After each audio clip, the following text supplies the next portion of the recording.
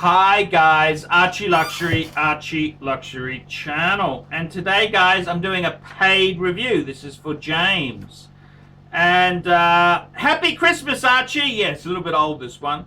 Thanks for the great videos in 2017. Quick question: I like the idea of an 1803 day date on a nice leather strap, but I'm only 33. Will this work? I have a Rolex sub at the moment and want a dressier option. P.S. Love the video review you did for me in November.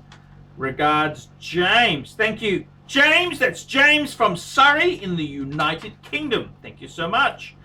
Thank you indeed. So you've got you have a Rolex sub at the moment. That's a great piece to have. And now you're looking at an 1803. What is an 1803? The 1803 is the Rolex day date. This is the president, and the 1803 is actually one of the older models, because the 1803 became the 18038. That's when it became sapphire, and then it became the 18238. That was in the late 90s. I think about 87, late 80s, I should say, 80s. It became the 18238. That's where they did sapphire. Then around the new millennium, they made it the 11838. So the 18038, these are getting kind of old. These are 70s. Most of them would be 70s sort of pieces, 1970s. Now, what has happened is, because they had the 18-karat solid gold bracelet, and in that time era, a lot of people, they didn't have multiple watches. You had one watch, so a lot of the bracelets stretched, and then the bracelet got so bad they put it onto a leather strap.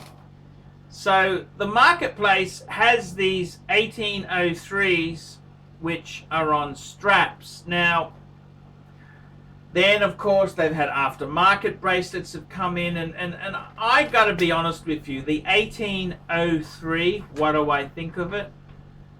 I quite like it. It's a day date. It's no quick set at all, which means you've got to set the day and the date. You've got to wind the fucking hands. It's a real pig to set, let me just say that much.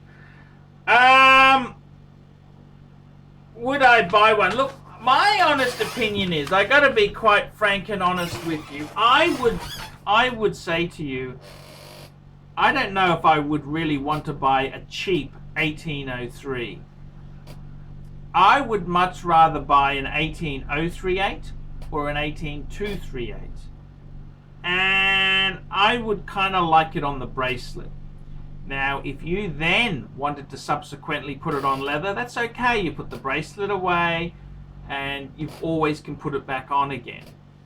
But I don't know whether I would really, I don't know if I really would want to just get an older 18038. I think they're getting too old for most people. They're also a wee bit small. They're a 36mm head. What do I think of them? I don't fucking like them that much. Yes, it's 18 karat. Yes, it's a Rolex. Yeah, so fucking what? So fucking what?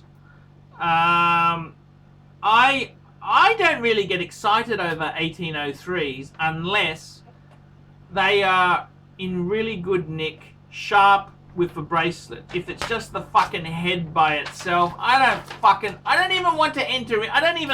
I've never really lusted after one. So I think the first thing is, you've got to get a good, nice example. If you're going to get one, I'd always get one with the bracelet. Then if you wanted to put it on the leather strap, yes, that's okay. I think there's a lot better watches out there. Okay, my own view is, I would prefer, instead of a 1803 head, I would prefer a more modern, say a two-tone, a 16233. That's a two-tone date just on a two-tone bracelet. That's what I would prefer. I'd prefer that over an 1803 head. I mean, a lot of them have been over polished, and the reason that they're not sold with the bracelet is the bracelet has disintegrated a long time ago. I'm not a big fan of them. I'm not a big fan of vintage 1803s. I know Clive has one, yes, but that doesn't mean that I'm going to like it. And he's got it on a bracelet. So, I mean, I like it on a bracelet, but as a head only, no. I wouldn't be buying that. I would say if you've got a Rolex sub, see, I would rather put the money in. If you really want a dressy sort of watch, why don't you get a fucking Reverso or a fucking Datejust. Get a Datejust, like a Sapphire Datejust, a 16233. I reckon that's a better way to go than an old fucking 1803 head. I mean, I know it's gold, but do you just want a gaudy gold watch? I mean, that genre. I'm not convinced. I don't think it's a great watch. I think it's a lot of money. You pay a lot of money for an 1803 when you can get something so much more usable. And I'm just not a big fan. Okay, I'm not a big fan of it. I think you go for a nice... I would rather, if you said to me, what do I think of an 18238? I would say, look, that's a double quick set, and get one on a nice bracelet. I'd say, yes, that's okay. Wee bit small, 36 mil. That's okay, but hey, it's doable. It is doable. But a fucking 1803...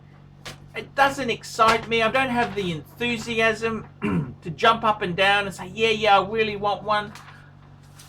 I'm not really that fucking fussed on it there. I think for you in your collection, you got a Submariner. I'd be building a nice, beautiful, some bases. I'd be making your foundation steps. I'd be get myself a steel Omega Speedmaster Man on the fucking Moon. I'd get myself maybe an Explorer 2 or a GMT. I would get myself a Datejust would be okay. You could go two-tone or steel. I would also maybe look at, if you want something fancy-wancy, maybe a Breguet, a Zenith El Primo. But a fucking 1803 head, an old fucking head. It looks like you pinched it from your grandfather. And often there's champagne dials. I know I had this Danish fucker who came out to see me from Consnack, some fucking Danish Rolex forum. He had one of these fucking 1803s on a strap. I mean, I tried to be nice to him, say, oh, nice Datejust. Yeah, no, sorry, nice date. Yeah, lovely. But it fucking gave me the shits. The bastard wanted to interview me, but he wouldn't let me interview him for my channel. Just an absolute fucking shit.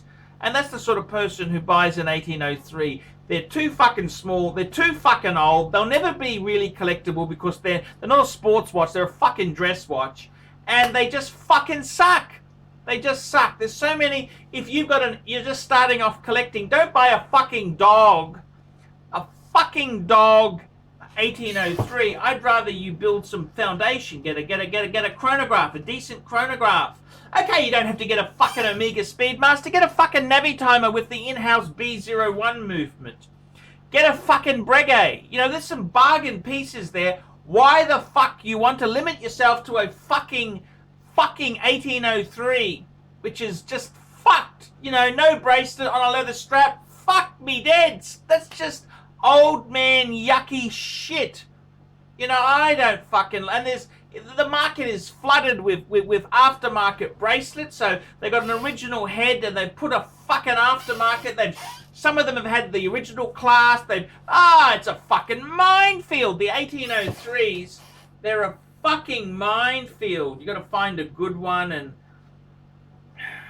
they're just fucking... They're not going to be waterproof at that age. There, it's not going to be waterproof. They're just fucking... I don't like them. I don't fucking like them at all. I mean, I love Rolex. What am I supposed to do? Lick their fucking ass? They don't do anything for me. I'm going to tell you the truth. What do I think of the 1803? It's old, too small, and, you know, I don't think they're ever going to be that valuable. Okay? I don't think they are ever going to be that valuable. Don't fucking buy one. That's my advice to you. There you go. That's my pearls of wisdom. Don't fucking buy one. There's a lot of better things you can buy than a fucking old 1803 date 8 head.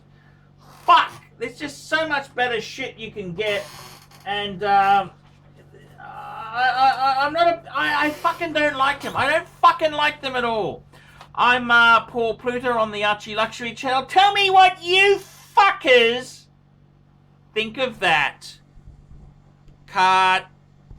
Hi guys, Archie Luxury channel, Paul Pluta channel, and my good friend Tanzillin, answering super chats. It's not about the money. It's not about the money. I feel like I'm doing my passion. Tanzillin, simply the best. And he's got another one for you here. How's this? It's not about the money. It's not about the money. It's my passion. Scheitling on time. Simply the best. Now, guys, I got to tell you, I struggle to survive full-time on YouTube.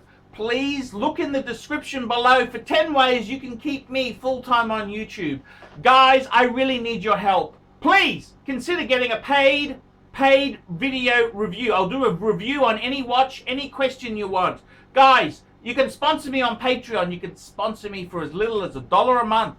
$1 a month. And that just keeps me going on full-time on YouTube. Guys, you could also, I do phone calls. You can talk to me for an hour on the phone, Skype or WhatsApp, for $50 US.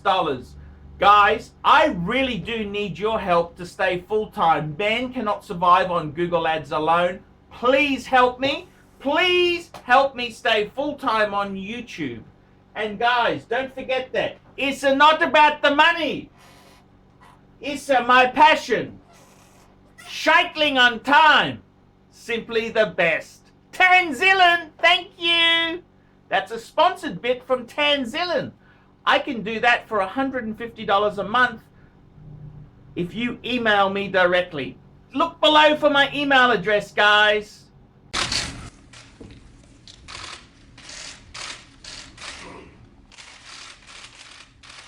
Okay.